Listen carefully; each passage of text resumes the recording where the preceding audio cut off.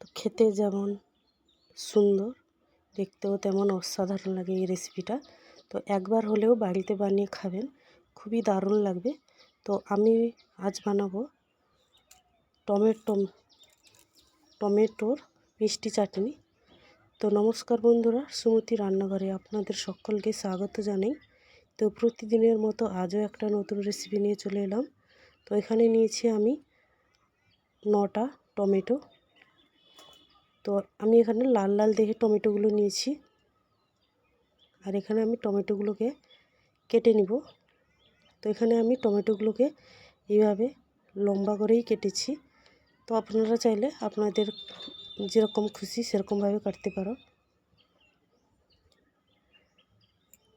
তো এই মিষ্টি চাটনিটা খুবই দারুণ হয় খেতে গরম ভাতের সঙ্গে। আর এখানে আমি নিয়েছি খেজুরি। তো আমি এখান থেকে খেজুরির বীজগুলো আমি বের করে নিয়েছি আর কেটে নিয়েছি ছোট করে। আর এখানে আমি নিয়েছি চিনি, আর এখানে আমি নিয়েছি কাজু, আর নিয়েছি কিশমিশ।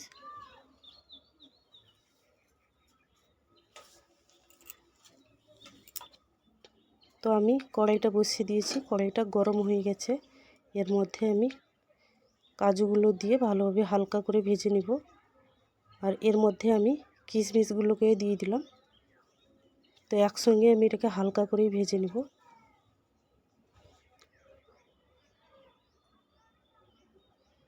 তো এটা ভেজে নিয়েছি।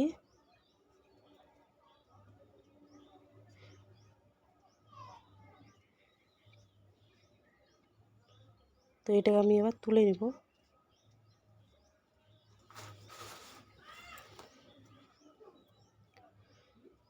তো ওই কড়াই আমি দিয়ে দেব তেল।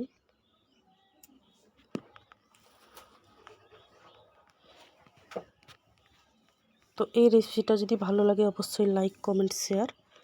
আর এখানে আমি দিয়ে দিলাম তেজপাতা, 5 ফোড়ন, আর দিলাম শুকনো লঙ্কা। তো এটা দিয়ে ভালোভাবে নাড়াচাড়া করে নিতে হবে। তো এটা খুব একটা সুন্দর গন্ধ বেরোলে এর মধ্যে দিয়ে দেবো আমি টমেটোগুলো।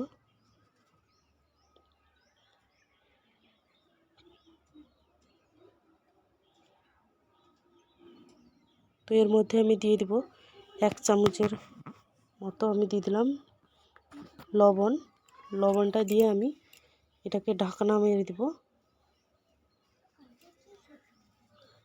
তো 5 মিনিটের মতো এটাকে ঢাকনা দিয়ে রাখতে হবে। তারপর 5 মিনিটের পর এটাকে তুলে ভালোভাবে নাড়াচাড়া করে নিতে হবে। আর এই টমেটোর থেকে কিন্তু জল উঠবে ঢাকনা মারলে।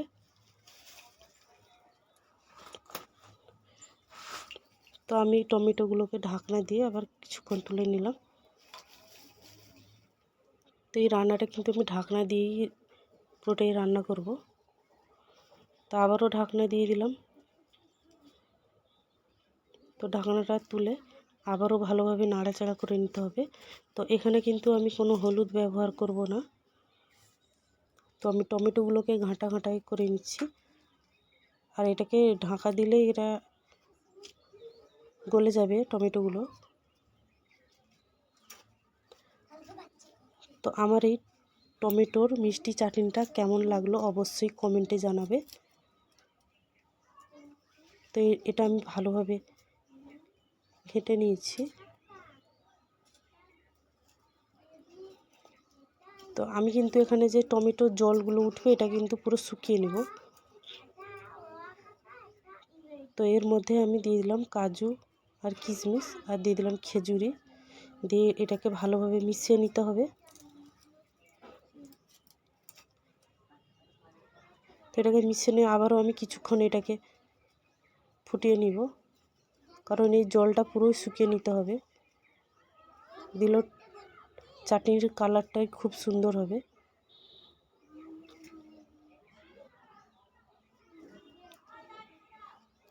তো বন্ধুরা দেখতেই পাচ্ছ আমি এখানে কিভাবে টমেটোগুলোকে শুকনো করে নিয়েছি। তো এর মধ্যে দিয়ে দিলাম চিনি,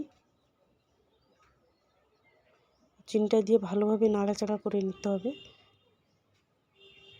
তো এটা নাড়তে নাড়তে এটা খুব সহজেই চিনিগুলো গলে যাবে।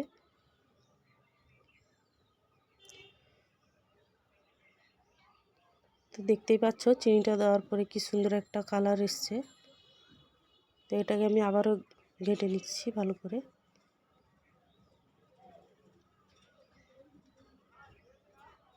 এটা হয়ে গেছে, আমি নামিয়ে নিয়েছি।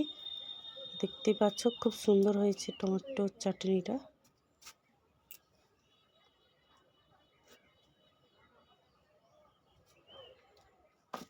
আর দুপুরের থালিতে কিন্তু এই মিষ্টি চাটনিটা খুবই দারুণ লাগবে।